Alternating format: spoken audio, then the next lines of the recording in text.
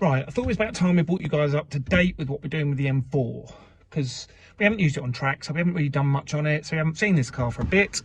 There'll be little videos after this. Little one show you we put the touring car brakes on, so it's had those, the bells changed, and the touring car discs, so they're pretty epic. We've done a stud conversion just so you can get the wheels on and off. You know, if you're swapping wheels about at the racetrack and everything's much easier if you've got studs. So we've done that. Little video coming up of that.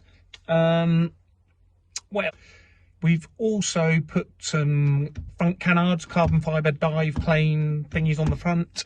I'll just give you a picture of those. They were pretty easy. They just they were a kit I bought from a Dutch guy, Olaf Spares or something, because they're replicas of the M4 GT4 ones, but you buy them from BMW, they're 900 quid.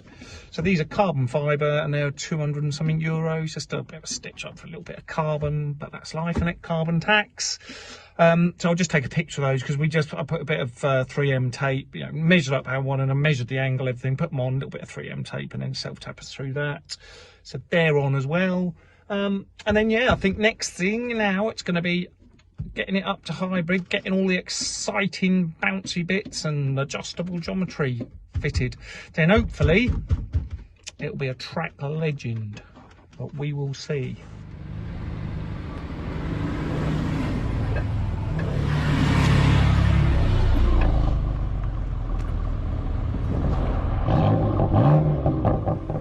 What could possibly go wrong here? I'm doing the brakes on the F82. Should be alright. It's down at my brother's workshop, fast test down in Claydon. Yeah, we've been doing. Come down here. Got the car on the leaf. And here on my shiny brakes. Oh, almost prepared. Almost. Yeah, like, to be honest, like no one says it anymore, you know what I mean? It's just our drummer and so at the moment I'm just putting the bobbins on. Auntie used to say it at the back she was here. a ago, you know, which means that she spoke primarily Irish. Yeah, she couldn't use it to kind of substitute we put the first word or something like that. She dropped a plate or whatever and bobbin and say, "I'll still be fit." And it literally through translates as the damnation of the deer. Washer, nut, I think it's typically torque them up, you know, and hopefully we'll swap the discs off the car shortly. And as everyone who knows my amazing mechanical skill, nothing could possibly go wrong. That's why I'm doing it down here with my brother's just in the next workshop. Now obviously I've done the sensible thing, I've got a man here who actually knows one end of a hammer from the other. Cleaning stuff and all sorts. Big mate. So I've got them all ready. We've got the old disc off. Got the caliper off. I'm all ready for some tip-top braking action. Hopefully. Obviously, nothing ever works simply for me. So these holes here, I have to locate over these here. And dark side developments, who made these, are obviously bell ends because they don't fit. Because the holes in there are bigger. So what are we doing, Nath? Bodging. It's not bodging, Nath, it's professional craftsmanship, making the holes more bigger with a drill. Right, get in there now, just putting the caliper back on, which is just these two bolts, one there, really easy, caliper slides off. We've got the disc on this side now. They obviously mount easy enough, and two little, if I can see them, put them blind. Grub screws go in, that just hold the disc in place, don't really do anything, just hold it on while you're working on it. And yeah, I've gone on pretty easy to be fair, apart from the fact these holes were slightly the wrong size, so I'll be able to redo them. But hopefully now we've got ourselves some bad boy British touring car braking. Right, I'm back on the BM today, chaps and chapesses. Down at my brother's workshop again. Fairly simple job today. Putting the wheel studs. So now, like most cars have wheel bolts holding the wheels on OE. Don't know why, I guess it must be cheaper because it's way more rubbish. But anyway, so today it's wheel off. Then the studs, you get your stud, take the wheel off, get your studs, like here, get your Loctite here, a little bit of Loctite on the end, So there we are. Where is it? There. A little bit of Loctite on the thread. There it goes. Wind him in. And then they have on the end just a 5mm Allen key. So we can just wind them in, nip them up. We haven't got to do them super tight. Well, obviously the Loctite should hold them, but just nip them up. I'll do the rest.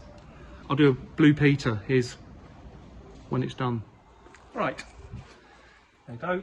All 5 of them are in. I'm now putting me pimpy 20mm spacers back on, which are 20mm. It's funny because if any of you saw the video where I put these on originally, and I was like, I think they're only 10mm, but they clearly are 20mm. Must be something to do with men lying about the size of things.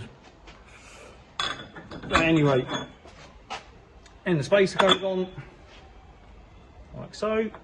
It makes your life so much easier if you're doing track days and swapping wheels. I'm going to get a spare set of wheels. Obviously, when you're on track days and you're swapping them over, especially if you've got spacers, it's such a ball ache because obviously space falls out. You've got to get the bolts in, blah blah. Put studs in, you just swap the wheel on and off, just like that. So it'd be a nice little job. Make my life easier on track days. There we are, all done. Took me just over an hour, and I'm pretty shit at these things. So if you know what you're doing, I'm sure it'll take you a lot less. Now something tells me the car might need a wash. But look, my wheel's all sat pimpy. So it sits immense now with its 20mm, so it's 40mm wide altogether, 20mm each side. On studs, so I can swap the wheels over and hopefully they won't fall off because they're all held on, sat on the studs nicely. So yeah, pretty easy job, makes your life much easier if you're going to swap the wheels very often. Done. Right, so as I was saying, all my exciting bits have arrived. So they're on the left, see the nice ones. There we've got my anti-roll bars. So we've got front and rear IBAC anti-roll bars.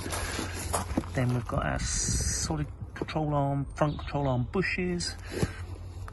Our adjustable toe arms and our rear drop links, front drop links are in here. It's exciting times.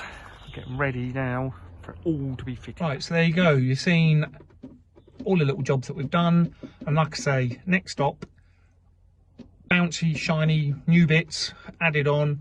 Hopefully get the car, then we'll have a bit, we'll have a bit more body control.